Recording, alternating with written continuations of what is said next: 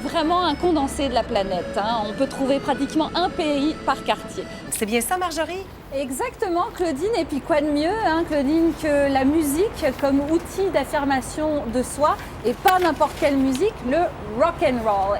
C'est bien joli de marcher sur nos célébrités, mais l'allée des célébrités, justement, ce n'est pas que cela. Vous allez nous faire rêver, Marjorie, ce soir? Bah évidemment, je vais vous faire écoute. rêver parce qu'il y a, je le rappelle, 366 films qui sont présentés au TIFF. Les Torontois utilisent encore ce désinfectant pour les mains dans les lieux publics. Mais surtout, les hôpitaux ont évolué, ça c'est la bonne nouvelle.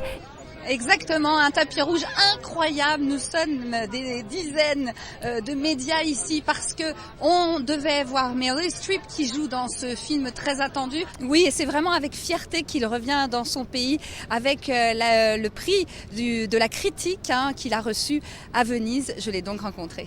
Xavier Dolan, bonjour. Bonjour. C'était quoi les thèmes que vous vouliez vraiment aborder? C'est pour qui votre film là? C'est pour Radio-Canada.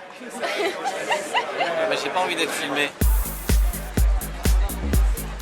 Pas de garde du corps, pas de périmètre de sécurité. À Toronto, Marion Cotillard a presque oublié son Oscar.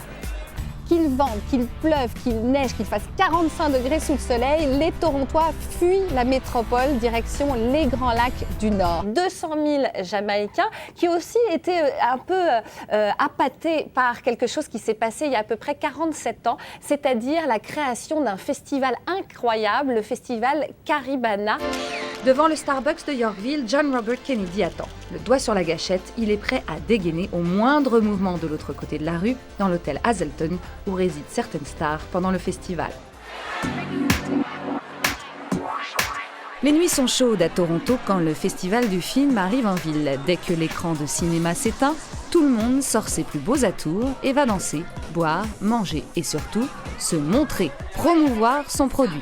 Mais on espère bien que c'est ici qu'ils donneront naissance à des petits pandas géants, une espèce en voie d'extinction, faut-il le rappeler. Le tout ne coûte pas très cher aux contribuables, quelques dizaines de milliers de dollars pour affréter des trains supplémentaires ou refaire certaines routes. Et surtout, bien accueillir les stars et celles qui rêvent de l'être. Ah oui, écoutez, je me suis dit que j'allais mettre mes petites lunettes TIFF. C'est elle, hein. elle est toujours C'est hyper le moment, organisée, Marjorie. Voilà, parce que c'est ce qu'il faut Ça vous va pour bien. pouvoir éviter les flashs de photographes, les étincelles des stars. Ben écoutez, on va commencer avec Marjorie, pourquoi pas? Alors, est-ce que c'est à Toronto qu'on trouve le plus grand nombre de sièges sociaux? Bah, je veux commencer, Claudine, parce que clairement, c'est à Toronto qu'on trouve le plus de sièges sociaux. Faut dire qu'on nous a pas laissé beaucoup le choix. C'est le déménagement des Expos de Montréal en 2004 vers Washington qui a laissé donc aux Blue Jays l'originalité d'être la seule franchise de la LNB à être établie hors des États-Unis.